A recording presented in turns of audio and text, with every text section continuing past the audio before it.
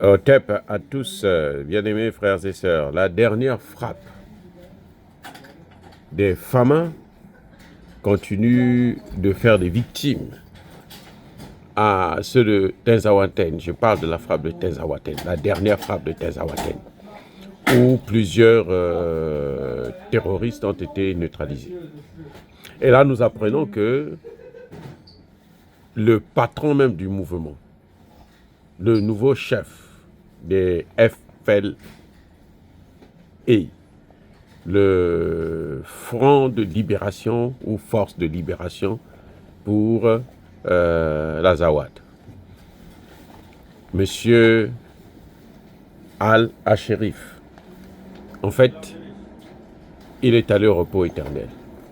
Donc, en réalité, toute la tête a été décapitée. Toute la tête. Ils sont tous partis. Et ça, c'est un exploit.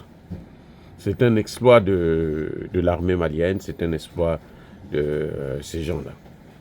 Et nous félicitons le travail qui a été préparé avec munitions et une frappe chirurgicale sans merci, et on n'a pas fait des canards boiteux. On n'a pas eu pitié des canards boiteux. Voilà ce que il faut retenir de cette grande opération. Il est mort en Algérie, à Alger notamment, parce qu'il a été d'abord transféré à Tezawaten puisqu'il était gravement blessé lors de cette frappe. Et quand on l'a mené à Tezawaten côté Algérie, ils ont constaté qu'il a été vraiment grièvement touché et qu'il n'y avait pas la possibilité de le traiter à Tezawaten côté Algérie. Donc on l'a emmené de l'autre côté à Alger pour essayer de lui donner une chance.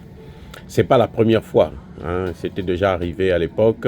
Il était tombé dans une embuscade et il était sérieusement blessé, toujours au Mali.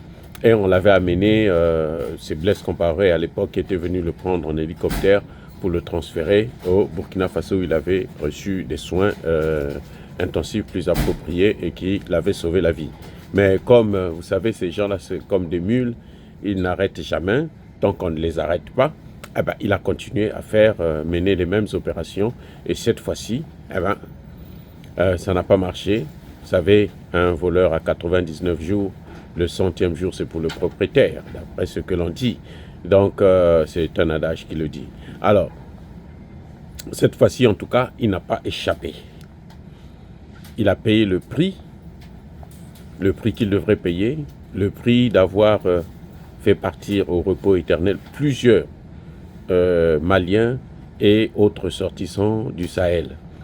Donc, c'est maintenant une affaire close. Et comme la tête a été décapitée, je pense qu'il leur faudra encore beaucoup plus de temps pour non seulement trouver d'autres leaders, mais aussi pour les former et pour les lancer dans une autre opération. Et ça, c'est un coup non seulement pour le groupe terroriste, mais c'est aussi un coup pour l'Algérie, c'est aussi un coup pour la France. Donc nous avons là, le Mali a fait d'une pierre deux coups, puisqu'on a frappé non seulement ces gens-là, mais ça pénalise aussi ceux qui les soutiennent à l'étranger, notamment en Algérie et en France, où on dit carrément qu'ils sont morts au combat, hein, comme si ils sont devenus les avocats des terreaux, et c'est ça qui est dommage. Mais en tout cas, la lutte continue. C'est une bataille que nous avons gagnée et nous allons continuer à faire ce qu'il faut faire. D'ailleurs, c'est la seule chose, la plus grande chose que ces grands leaders-là savent faire. Là, vraiment, on n'a aucun doute, aucune hésitation de leur capacité à venir à bout de ces gens-là. Alors, soyez bénis, soyez abondamment bénis par le Dieu des Kémites et par nos ancêtres évangélisés.